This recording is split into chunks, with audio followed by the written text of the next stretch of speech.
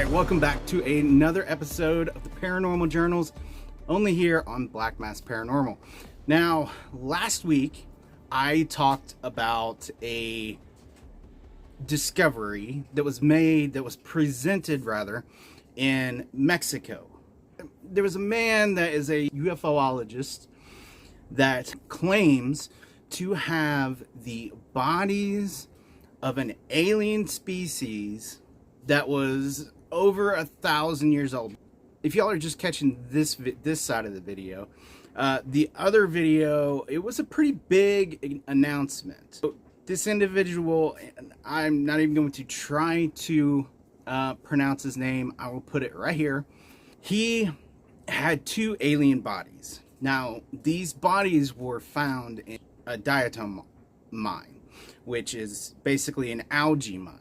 Because of where they were found, the bodies themselves were extremely well preserved. I'm going to be honest, when I looked at these things, I was like, oh, come on, man. Like, show me some real evidence, or, you know, it looked like a special effects artist kind of halfway did his job on these things. But then I looked closer at them, and I noticed some details about them that you would typically find if, say, you were running around the woods and you find a dead animal. The way that they decayed, the way that the skin kind of stretched, it made me kind of think that they might be real. Now, what's even more interesting is, since he took these beings in front of and presented these to the Mexican Congress, he challenged the entire academic world to run tests.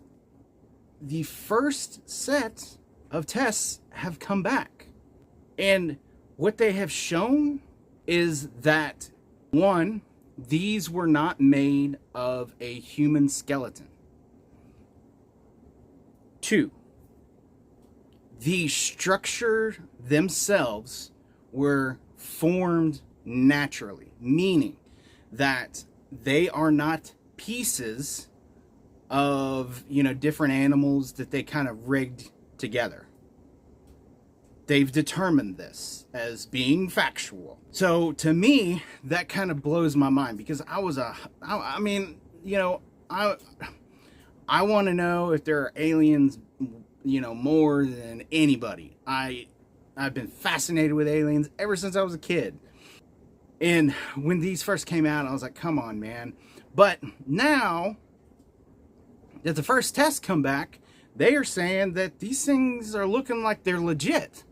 They've done DNA testing where they've taken the DNA and they've sent it off, and they have determined that they are part of an unknown species. The question really is, were these creatures on Earth or not? Well, according to the DNA, it says that they did not form based on what we understand of Earth. Like, they don't share any like constructed kind of DNA from other animals. You know, we share a portion of our DNA with, you know, apes and monkeys and things like that, but these don't. Another interesting aspect of this is that the Peruvian government came out and they've named these creatures Clara and Mauricio, and they wanted to know how they ended up in front of the Mexican Congress. They're actually filing a criminal investigation trying to get these things back. So this thing has turned from when they first presented it to like, oh, come on, man, to like, holy crap, like, this is every day gaining steam instead of being debunked like immediately, which I think everybody who watched my initial video and who saw the pictures and the way that it was presented kind of felt that it was, kind of bullshit. That it was just something else, they were looking to, gain some fame off of. Not to mention, the guy had already been caught, apparently, before trying to fake something else. Well, not, I don't want to say it like that. Not trying to fake something else, but he had presented something else before that turned out to be fake. So it's very important to kind of make that distinction, whether or not this guy was intentionally trying to do this or he had just happened to discover these creatures. Who really knows? Now, moving forward, I know that 23andMe is now involved. 23andMe is a DNA kind of data sequencing company that is going to step in to try to give us a little bit better understanding of exactly what they have, what they're dealing with, and how to move forward with these investigations. Now, it's important to note that these creatures are way smaller than I initially thought that they were. I mean, I saw them and they were presented in a case, so I could obviously tell that they were smaller than normal, but these things are really small. But at the same time, if you look back over the UAP, the UFO footage that has been presented online, presented by the government, they typically show these smaller tic-tac sized craft. I think in film and everything else, they have tried to create this idea that the aliens are larger than us. In reality, this could be the reason why we don't have much of an interaction with the aliens. They could just be flat out intimidated by our size. They might have advanced weaponry, but at the same time, we've got advanced weaponry that we can use against an elephant, but that doesn't mean, it's going to take down an elephant, like unless you got an elephant gun and specific rounds. And I'm kind of getting off on a tangent here, but I think you know where I'm trying to go with this. So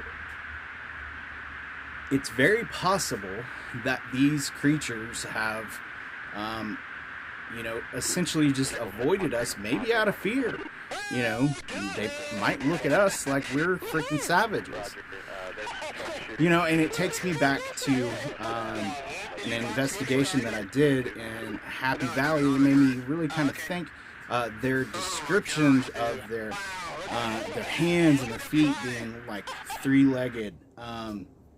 It reminds me of something that I found. Tony and I found this footprint up there, but we were kind of looking at it because it was kind of small and it didn't fit the normal kind of species, look when I'm out in the woods looking around. And, there's been some other weird things that happen up there. There's also reports of, different types of lights that are seen throughout the forest. Also, in this process of me investigating, now I'm not saying that there are aliens currently living in Happy Valley, but I have found a lot of evidence that suggests that there is something else out there. Not to mention this footprint, but last I went up there to change out, to swap out cards on some of my cameras, and this is kind of gross, but I found this feces. Now, when I first looked at it, I thought that it was deer, but it was very human as well. So it was kind of a combination. Now, does that mean that maybe there's a feral person, there's feral people living there, or is there something else living there? But, as far as that investigation goes, I'm really starting to kind of narrow down what I think is kind of going on there. but I've got more cams set up, and I'm going to be getting all kinds of new stuff. But I just wanted to make this video kind of short and kind of to the point, even though I've got ADD and I continue to ramble on, bouncing from topic to topic. With all that being said, I'm going to wrap this up. If you're new to the channel, please consider hitting subscribe. Definitely hit that like button. I am working on several different projects all at once, all at one time, and I'm looking to kind of expand my channel to share some of my knowledge with you all. On my TikTok side, I'm going to start focusing more on the survival type content with some highlighted paranormal stuff. TikTok's short form content, and that's something that I really struggle with because I'm a very long-winded person. I think TikTok might be a better avenue for me to share some of my personal knowledge with survival stuff living in the Appalachians. So if you all want to know what that's all about, go over to my TikTok and give me a follow there.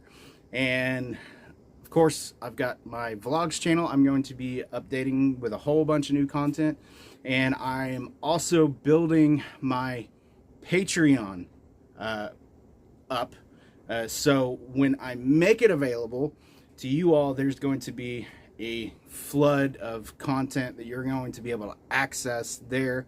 And of course, on my member side, that's where I'm going to be putting on my trail cam, my full spectrum cam, special videos, and stuff like that. So with all that being said, till next time.